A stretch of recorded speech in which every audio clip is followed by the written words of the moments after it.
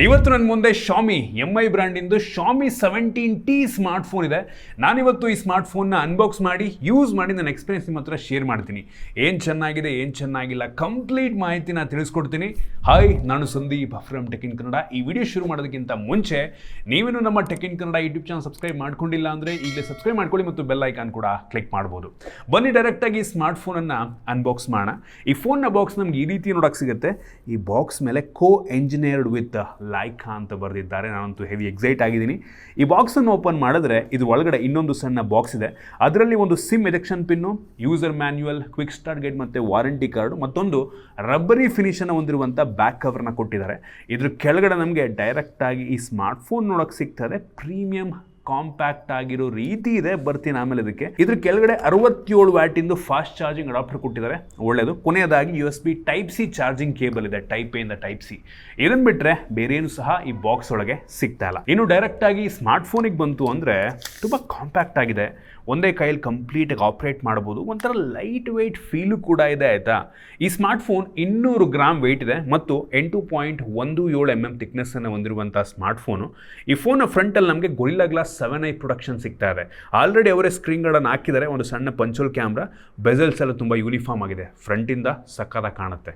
ಹಿಂದಕ್ಕೆ ಬಂತು ಅಂತ ಅಂದರೆ ನೋಡ್ತಾ ಇದ್ದೀರಾ, ಯುನೀಕ್ ಕಲರು, ಕ್ಯಾಮ್ರಾ ಡಿಸೈನ್ ಕೂಡ ಡಿಫ್ರೆಂಟ್ ಆಗಿದೆ. ಲೈಕಾ ಬ್ರ್ಯಾಂಡಿಂಗ್ ಜೊತೆಗೆ ನಮಗೆ ಸಿಗ್ತಾ ಇದೆ. ಒಂಥರ ಮ್ಯಾಟ್ ಫಿನಿಶು, ಸ್ಮಡ್ಜಸ್ ಕೂಡ ಅಷ್ಟಾಗಿ ಆಗೋದಿಲ್ಲ. ಇದು ಗ್ಲಾಸ್ ಫೈಬರ್, ಆಯಿತಾ. ಸೊ ಚೆನ್ನಾಗಿದೆ ಮೆಟೀರಿಯಲ್ಲು. ಈ ಫೋನ್ನ ಹಿಂದೆ ನಮಗೆ 3 ಕ್ಯಾಮ್ರಾ ಸಿಗ್ತದೆ. ನೋಡೋದಕ್ಕೆ 4 ಕ್ಯಾಮ್ರಾ ರೀತಿ ಅನಿಸುತ್ತೆ. ಆ್ಯಕ್ಚುಲಿ ಅದರಲ್ಲಿ ಒಂದು IR ಬ್ಲಾಸ್ಟರ್, ಆಯಿತಾ. ಮತ್ತು ಈ ಫೋನ್ನ ಹಿಂದೆ ಡ್ಯೂಯಲ್ LED ಫ್ಲಾಶ್ ನಮಗೆ ಸಿಗ್ತಾ ಇದೆ. ಈ ಫೋನಲ್ಲಿ ಪ್ಲಾಸ್ಟಿಕ್ ಫ್ರೇಮ್ ಸಿಗ್ತಾ ಇದೆ. ಮೆಟಾಲಿಕ್ ಫ್ರೇಮನ್ನು ಕೊಟ್ಟಿದ್ರೆ ಈ ಪ್ರೈಸ್ ರೇಂಜಿಗೆ ತುಂಬ ಚೆನ್ನಾಗಿರ್ತಾ ಇತ್ತು. USB Type-C ಪೋರ್ಟ್ ಇದೆ, ಯಾವುದೇ ಹೆಡ್ಫೋನ್ ಜಾಕಿಲ್ಲ ಮತ್ತು ಡೆಡಿಕೇಟೆಡ್ SD ಕಾರ್ಡ್ ಸ್ಲಾಟ್ ಕೂಡ ಇದೆ. 2 ನ್ಯಾನೋ ಸಿಮ್ಮನ್ನು ಹಾಕ್ಬೋದು ಮತ್ತು IP68 ಡಸ್ಟ್ ಮತ್ತು ವಾಟರ್ ರೆಸಿಸ್ಟೆಂಟ್ ರೇಟಿಂಗನ್ನು ಕೂಡ ಕೊಟ್ಟಿದ್ದಾರೆ. ಒಟ್ಟಿನಲ್ಲಿ ಈ ಸ್ಮಾರ್ಟ್ಫೋನ್ ನೋಡೋದಕ್ಕಂತೂ ತುಂಬ ಚೆನ್ನಾಗಿದೆ. ಕ್ಯಾಮ್ರಾ ಮಾಡ್ಯೂಲ್ ಹತ್ರ ಒಂದು ರೀತಿ ಮೆಟಲ್ ಡೆಕೋ ನಮಗೆ ಸಿಗುತ್ತೆ.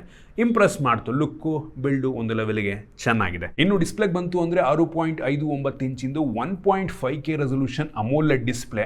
ಹೆವಿ ಬ್ರೈಟ್ ಆಗಿದೆ ಡಿಸ್ಪ್ಲೇ. 3500 ನಿಟ್ಸ್ನ ಪೀಕ್ ಬ್ರೈಟ್ನೆಸ್ಸು, 120 Hz ಇಂದ ಅಡಾಪ್ಟಿವ್ ರಿಫ್ರೆಶ್ ರೇಟು, 12 ಬಿಟ್ ಡಿಸ್ಪ್ಲೇ, ಆಯಿತಾ. ಡಾಲ್ಬಿ ವಿಷನ್ನ ಕೂಡ ಸಪೋರ್ಟ್ ಮಾಡುತ್ತೆ. HDR10+ ಸಪೋರ್ಟ್ ಮಾಡುತ್ತೆ. PWM ಡಿಮ್ಮಿಂಗ್ ಕೂಡ ತುಂಬ ಜಾಸ್ತಿ ಇದೆ. ಶಾಮಿದು ಐ ಕಂಫರ್ಟ್ ಶೀಲ್ಡ್ ಕೂಡ, ಐ ಕೇರ್ ಶೀಲ್ಡ್ ಅಂತಾರೆ ಅದಕ್ಕೆ. ಸೊ ಅದು ಕೂಡ ನಮಗೆ ಈ ಡಿಸ್ಪ್ಲೇ ಜೊತೆಗೆ ಸಿಗ್ತಾ ಇದೆ. ಮತ್ತು TUV ಅವ್ರದ್ದು ಕೆಲವೊಂದು ಸರ್ಟಿಫಿಕೇಷನ್ ಕೂಡ ಮಾಡಿಸ್ಕೊಂಡಿದ್ದಾರೆ. ಡಿಸ್ಪ್ಲೇ ಚೆನ್ನಾಗಿದೆ ಈ ಪ್ರೈಸ್ ರೇಂಜ್ಗೆ. ಇನ್ನು ಕ್ಯಾಮ್ರಾಗೆ ಬರ್ತೀನಿ. ಈ ಫೋನ್ನ ಸೆಂಟರ್ ಆಫ್ ಅಟ್ರಾಕ್ಷನ್ನು. ನಾನಂತೂ ಈ ಫೋನ್ನ ಕ್ಯಾಮ್ರಾಗೆ ತುಂಬ ಎಕ್ಸೈಟ್ ಆಗಿದ್ದೀನಿ, ಆಯಿತಾ. ಈ ಫೋನ್ನ ಶಾಮಿನವರು ಲೈಕಾ ಅವ್ರ ಜೊತೆ ಪಾರ್ಟ್ನರ್ಶಿಪ್ ಮಾಡಿಕೊಂಡು ಬಿಲ್ಡ್ ಮಾಡಿದ್ದಾರೆ, ಆಯಿತಾ. ಈ ಫೋನ್ನ ಹಿಂದೆ ಇರುವಂಥ 3 ಕ್ಯಾಮ್ರಾಗಳು ಕೂಡ ಲೈಕಾ ಅವ್ರ ಜೊತೆ ಪಾರ್ಟ್ನರ್ಶಿಪ್ ಮಾಡಿಕೊಂಡು ಡಿಸೈನ್ ಮಾಡಿದ್ದಾರೆ, ಆಯಿತಾ. 50 MP ಮೇನ್ ಸೆನ್ಸಾರ್ ಇದೆ. f1.8 aperture with optical image stabilisation. ಈ ಮೇನ್ ಸೆನ್ಸಾರ್ ತೆಗೆಯುವಂಥ ಫೋಟೋಸ್ ತುಂಬ ಡೀಟೇಲ್ಡ್ ಆಗಿದೆ. ಲೋ ಲೈಟಲ್ಲೂ ಕೂಡ ತುಂಬ ಒಳ್ಳೆಯ ಔಟ್ಪುಟನ್ನು ಕೊಡುತ್ತೆ. ಪೋರ್ಟ್ರೇಟ್ ಎಲ್ಲ ಒಂದು ರೀತಿ ತುಂಬ ನ್ಯಾಚುರಲ್ ಆಗಿ ಬರೋ ರೀತಿ ಇದೆ. ಸೊ ನನಗಂತೂ ತುಂಬ ಇಂಪ್ರೆಸಿವ್ ಅಂತ ಅನ್ನಿಸ್ತು. ಲೈಕಾ ಅವ್ರದ್ದು ಕಲರ್ ಸೈನ್ಸ್ ಕೂಡ ತುಂಬ ಸೂಪರ್ ಆಗಿದೆ, ಆಯಿತಾ. ಇನ್ನೊಂದು 50 MP ಎಂದು ಟೆಲಿಫೋಟೋ ಕ್ಯಾಮ್ರಾವನ್ನು ಕೊಟ್ಟಿದ್ದಾರೆ. ನನಗೆ ಇಂಟ್ರೆಸ್ಟಿಂಗ್ ಅನಿಸಿದ್ದು 5x ಆಪ್ಟಿಕಲ್ ಝೂಮನ್ನು ಮಾಡುವಂಥ ಟೆಲಿಫೋಟೋ ಕ್ಯಾಮ್ರಾ. ಇತ್ತೀಚೆಗೆ ಯಾರೂ ಕೂಡ 5x ಕೊಡೋದೇ ಇಲ್ಲ, ಆಯಿತಾ. ತುಂಬ ಕಡಿಮೆ ಸ್ಮಾರ್ಟ್ಫೋನ್ಗಳು 5x ಆಪ್ಟಿಕಲ್ ಝೂಮ್ನ ಜೊತೆಗೆ ಬರುತ್ತೆ. AI 120x ತನಕ ಡಿಜಿಟಲಿ ನೀವು ಬೇಕು ಅಂದರೆ ಝೂಮನ್ನು ಕೂಡ ಮಾಡ್ಬೋದು. ಮತ್ತಿನ್ನೊಂದು 12 MPದು ಅಲ್ಟ್ರಾ ವೈಡ್ ಆ್ಯಂಗಲ್ ಕ್ಯಾಮ್ರಾ ಇದೆ. ಸೊ ತುಂಬ ವೈಡ್ ಆಗಿದೆ. ಕ್ಲಾರಿಟಿ ಪರವಾಗಿಲ್ಲ ಅಂತ ಅನ್ನಿಸ್ತು. ಒಟ್ಟಾಗಿ ನೋಡಿ, ಪೋರ್ಟ್ರೇಟ್ ಶೂಟ್ ಮಾಡಬೇಕಾದ್ರೆ ಇದು ಈ ಟೆಲಿಫೋಟೋ ಲೆನ್ಸಲ್ಲೂ ಶೂಟ್ ಮಾಡುತ್ತೆ. ಮೇನ್ ಸೆನ್ಸಾರ್ನಲ್ಲೂ ಕೂಡ ನೀವು ಬೇಕು ಅಂದರೆ ಶೂಟ್ ಮಾಡ್ಬೋದು. ಸೊ ಈ ಲೈಕಾದು ಕಲರ್ ಸೈಜ್ ಹಂಗಿದೆ ಅಂದರೆ ತುಂಬ ವಾರ್ಮ್ ಆಗಿರುತ್ತೆ. ಒಂದು ರೀತಿ ಓವರ್ ಪ್ರೋಸೆಸ್ ಆಗಿದೆ ಅಂತ ಅನಿಸೋದಿಲ್ಲ. ಫಿಲ್ಮಲ್ಲಿ ಶೂಟ್ ಮಾಡಿರೋ ರೀತಿ ಔಟ್ಪುಟ್ ಬರುತ್ತೆ, ಆಯಿತಾ. ಸ್ಕಿನ್ ಟೋನ್ ಕೂಡ ತುಂಬ ನ್ಯಾಚುರಲ್ ಆಗಿರೋ ರೀತಿ ಅನಿಸುತ್ತೆ. ಸೊ ಕ್ಯಾಮ್ರಾ ಸಖತ್. ಕ್ಯಾಮ್ರಾ ಕಾಂಪ್ರಮೈಸೇ ಇಲ್ಲ ಅಂತೀನಿ. ಈ ಪ್ರೈಸ್ ರೇಂಜ್ಗೆ one of the best camera smartphone ಬೇಕಾದರೂ ಇದು ಆಗಬಹುದು. ಮತ್ತು ಲೈಕಾ ಅವ್ರದ್ದು ಲೈವ್ ಮೊಮೆಂಟ್ಸ್ ಅಂತ ಒಂದು ಫೀಚರ್ ಇದೆ. ಸೊ ಲೈವ್ ಪೋರ್ಟ್ರೇಟನ್ನು ನೀವು ಬೇಕಾದರೂ ಲೈಕಾದು ಶೂಟ್ ಮಾಡ್ಕೊಬೋದು. ಅದು ಕೂಡ ಇಂಟ್ರೆಸ್ಟಿಂಗ್ ಆಗಿದೆ. ಇನ್ನು AI ಕ್ರಿಯೇಟಿವ್ ಫೀಚರಿಗೆ ಬಂತು ಅಂದರೆ ನಿಮಗೆ ಗ್ಯಾಲರಿಯಲ್ಲಿ ಎಡಿಟಿಂಗ್ ಫೀಚರ್ಗಳಾಗಿರ್ಬೋದು, ಆಡಿಯೋ ಮಿಕ್ಸಿಂಗ್ ಫೀಚರ್ ಆಗಿರ್ಬೋದು, ಆನ್ ಡಿವೈಸೇ ನೀವು ರೀಲ್ಸನ್ನು ಬೇಕಾದ್ರೆ ಎಡಿಟ್ ಮಾಡುವ ಆ ರೀತಿ ಅಡಿಷ್ನಲ್ ಫೀಚರ್ನ ಗ್ಯಾಲರಿ ಒಳಗೂ ಕೂಡ ಕೊಟ್ಟಿದ್ದಾರೆ. ಸೊ ಒಟ್ಟಿನಲ್ಲಿ ಹಿಂದ್ಗಡೆ ಇರುವಂಥ 3 ಕ್ಯಾಮ್ರಾಗಳು ಕೂಡ ತುಂಬ ಇಂಪ್ರೆಸ್ ಮಾಡ್ತು ನನಗೆ. ಏನು ಫ್ರಂಟ್ ಕ್ಯಾಮ್ರಾಗೆ ಬಂತು ಅಂದರೆ 32 MP ಸೆಲ್ಫಿ ಕ್ಯಾಮ್ರಾ, ವೈಡ್ ಆಗಿದೆ, ಕ್ಲಾರಿಟಿ ಕೂಡ ಆ್ಯಕ್ಚುಲಿ ತುಂಬ ಚೆನ್ನಾಗಿದೆ ಅಂತ ಅನ್ನಿಸ್ತು. ನೀವು ಒಟ್ಟಿನಲ್ಲಿ ಫ್ರಂಟಲ್ಲಿ ತೆಗಿತಾ ಇರ್ಬೇಕಾದ್ರೆ ಸಕ್ಕದ ಕಾಣೋ ರೀತಿ ಆ ಸ್ಯಾಂಪಲ್ ನಾನು ನಿಮಗೆ ತೋರಿಸ್ತಾ ಇದ್ದೀನಿ, ಪ್ರತಿಯೊಂದು ತೋರಿಸಿದ್ದೀನಿ, ಸಕ್ಕದ ಕಾಣೋ ರೀತಿ ಔಟ್ಪುಟ್ ಬರುತ್ತೆ. ವೈಡ್ ಆಗಿದೆ ತುಂಬ, ನೀವು ಮಲ್ಟಿಪಲ್ ಜನ ಹಿಂಗೆ ನಿಂತ್ಕೊಂಡು ನೀವು ಶೂಟ್ ಮಾಡ್ತಾರೆ ಎಲ್ಲರನ್ನು ಕವರ್ ಮಾಡ್ಕೊಂಡು ತೆಗಿಬೋದು. ನೀವೇನಾದರೂ ವೀಡಿಯೋಗ್ರಾಫರ್ ಆಗಿದ್ದರೆ ಅಂಥವ್ರಿಗೂ ಕೂಡ ಒಂದು ಲೆವೆಲ್ಗೆ ಸೆಲ್ಫಿ ವೀಡಿಯೋ ತಗೊಳ್ಳೋದಕ್ಕೆ ಒಂದು ಲೆವೆಲ್ಗೆ ಚೆನ್ನಾಗಿದೆ.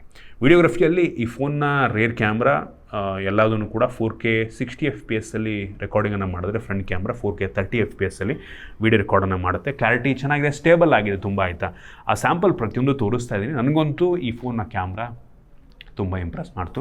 ಲೈಕಾದು ಫಿಲ್ಟರ್ಸ್ಗಳು ಪ್ರತಿಯೊಂದು ಇದೆ, ಆಯಿತಾ. ಸೊ ಸಖತ್ತಾಗಿದೆ. ಮತ್ತು ಪ್ರೋ ಮೋಡ್ಗೆ ಹೋದರೆ ನಿಮಗೆ ಲೈಕಾದು ವೈಬ್ರೆಂಟು ಮತ್ತು ಅಥೆಂಟಿಕ್ 2 ಫಿಲ್ಟರ್ಗಳು ಸಿಗುತ್ತೆ. ಸೊ ಇದರಲ್ಲಿ ನೀವು ಕಸ್ಟಮೈಸ್ ಮಾಡ್ಕೊಂಡು ನಿಮ್ಗೆ ಹೆಂಗೆ ಬೇಕು, ಅಪರ್ಚರ್ ಎಷ್ಟು, ಶಟರ್ ಸ್ಪೀಡ್ ಎಷ್ಟು ಎಲ್ಲದನ್ನು ಇಟ್ಕೊಂಡ್ಬಿಟ್ಟು ನೀವು ಬೇಕಾದ್ರೆ ಶೂಟ್ ಮಾಡ್ಬೋದು.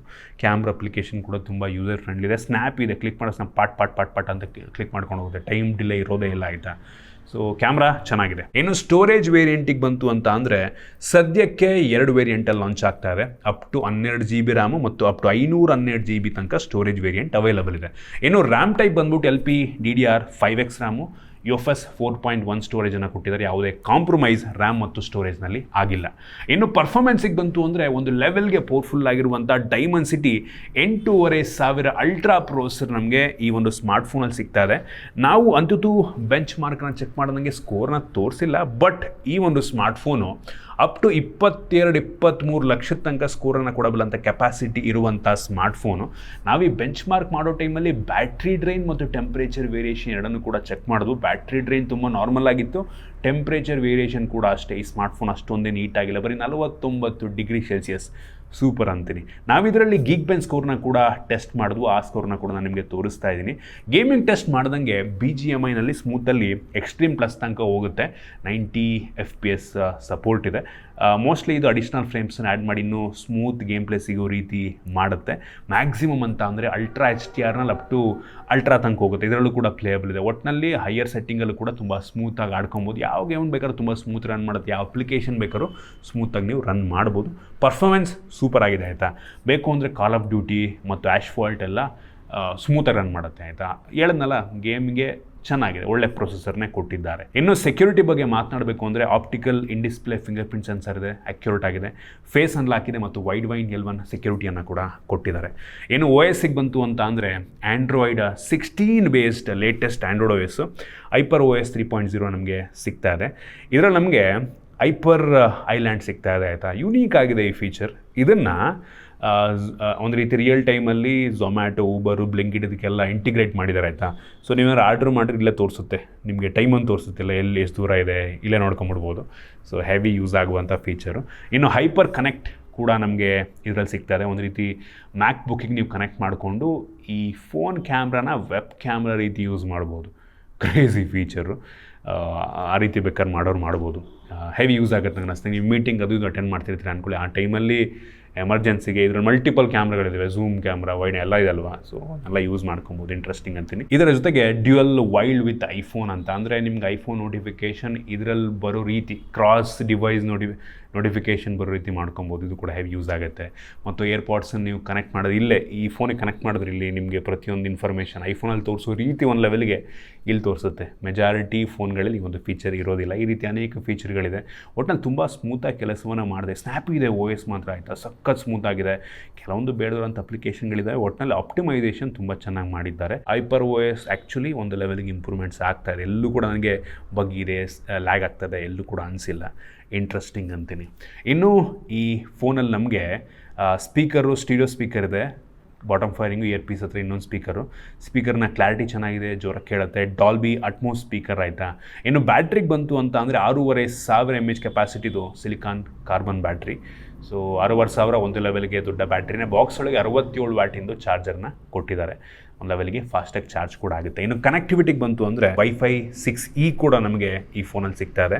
ಬ್ಲೂಟೂತ್ 5.4 ಕೊಟ್ಟಿದ್ದಾರೆ. NFC ಸಹ ಇದೆ. ಅವಶ್ಯಕತೆ ಇರುವಂತೆಲ್ಲ ಸೆನ್ಸರ್ಸನ್ನು ಕೊಟ್ಟಿದ್ದಾರೆ, ಆಯಿತಾ. ಇದಿಷ್ಟು ಈ ಫೋನ್ದು ಕೆಲವೊಂದು ಮೈನ್ ಫೀಚರ್ಸು. ಇನ್ನು ಆಫರಿಗೆ ಬಂತು ಅಂತ ಅಂದರೆ ಈ ಫೋನ್ ಜೊತೆಗೆ ಸ್ಟಾರ್ಟಿಂಗ್ ನಿಮಗೆ ಇನ್ಸ್ಟ್ಯಾಂಟ್ ಬ್ಯಾಂಕ್ ಡಿಸ್ಕೌಂಟ್ ಸಿಗ್ಬೋದು ಮತ್ತು ಅಶ್ಯೂರ್ಡ್ ಬೈಬ್ಯಾಕ್ ಆಫರ್ ಸಹ ಸಿಗ್ತದೆ. ಒಂದು ವರ್ಷದೊಳಗೆ ನೀವೇನಾದ್ರು ಸೇಲ್ ಮಾಡಿದ್ರೆ ಒಳ್ಳೆ ಪ್ರೈಸ್ಗೆ ಅವರೇ ಇದನ್ನು ಬೈಬ್ಯಾಕ್ ಕೂಡ ಮಾಡ್ತಾರೆ. ಆಮೇಲೆ ನೀವು ಬೇಕಾದ್ರೆ ಬೇರೆ ಫೋನ್ಗೆ ಅಪ್ಗ್ರೇಡ್ ಕೂಡ ಆಗ್ಬೋದು. ಈ ರೀತಿ ಅನೇಕ ಫೀಚರ್ಗಳು ಸ್ಟಾರ್ಟಿಂಗ್ ನಿಮಗೆ ಸಿಗ್ತದೆ. ಒಂದ್ಸಲ ಚೆಕ್ ಮಾಡಿ ನೋಡಿ. ಒಟ್ಟಿನಲ್ಲಿ ಈ ಸ್ಮಾರ್ಟ್ಫೋನ್ ಒಂದು ಆಲ್ರೌಂಡರ್ ಸ್ಮಾರ್ಟ್ಫೋನ್ ಆಗ್ಬೋದು. ಪ್ರೈಸ್ ಇನ್ನೂ ರಿವೀಲ್ ಆಗಿಲ್ಲ. ನಂಗನ್ನಿಸ್ದಂಗೆ ಇತ್ತೀಚಿನ ಟ್ರೆಂಡ್ಸನ್ನು ನೋಡಿಕೊಂಡ್ರೆ 55,000 ರಿಂದ 60,000 ರೂಪಾಯಿ ರೇಂಜಲ್ಲಿ ಲಾಂಚ್ ಆಗ್ಬೋದು ಅಂತ ಕಾಣುತ್ತೆ. ನೋಡೋಣ, ಎಲ್ಲ ಸ್ಮಾರ್ಟ್ಫೋನ್ ಬ್ರ್ಯಾಂಡ್ಗಳು ಕೂಡ ಪ್ರೈಸನ್ನು ಜಾಸ್ತಿ ಮಾಡ್ತಾ ಇದ್ದಾರೆ, ಇವರು ಕೂಡ ಮಾಡ್ಬೋದು. ನೋಡೋಣ ಎಷ್ಟಕ್ಕೆ ಲಾಂಚ್ ಆಗಿದೆ. ಒಟ್ಟಿನಲ್ಲಿ ಈ ಸ್ಮಾರ್ಟ್ಫೋನ್ ಒಂದೊಳ್ಳೆಯ ಆಲ್ರೌಂಡರ್ ಸ್ಮಾರ್ಟ್ಫೋನ್ ಆಗ್ಬೋದು. ತುಂಬ ದಿನ ಆದಮೇಲೆ ಶಾಮಿನವರು ಒಂದೊಳ್ಳೆ ಅಂದರೆ ಪ್ರೀಮಿಯಂ ಲೆವೆಲ್ ಫೋನ್ನ ನಮ್ಮ ದೇಶದಲ್ಲಿ ಲಾಂಚ್ ಮಾಡ್ತಾ ಇರೋದು. ಸೊ ಇದಿಷ್ಟು ಈ ಫೋನ್ನ ಬಗ್ಗೆ ನಾನು ಆನೆಸ್ಟ್ ಒಪಿನಿಯನ್ನು. ನಿಮ್ಗೆ ಇದ್ರ ಬಗ್ಗೆ ಅನ್ನಿಸ್ತು ಕಾಮೆಂಟ್ ಮಾಡಿ. ಇಷ್ಟ ಆಗಿದ್ರೆ ಲೈಕ್ ಮಾಡಿ, ಶೇರ್ ಮಾಡಿ. ಇದೇ ರೀತಿ ನಮ್ಮ ಬೇರೆ ಬೇರೆ ವೀಡಿಯೋಗಳಿಗೆ ನಮ್ಮ tech in Kannada YouTube channel subscribe ಮಾಡ್ಕೊಂಡಿಲ್ಲ ಅಂದರೆ ಈಗಲೇ ಸಬ್ಸ್ಕ್ರೈಬ್ ಮಾಡ್ಕೊಳ್ಳಿ ಮತ್ತು ಬೆಲ್ ಐಕಾನ್ ಕೂಡ ಕ್ಲಿಕ್ ಮಾಡ್ಬೋದು. ಸಿಗೋಣ ಮತ್ತೆ ಮುಂದಿನ ವೀಡಿಯೋದಲ್ಲಿ.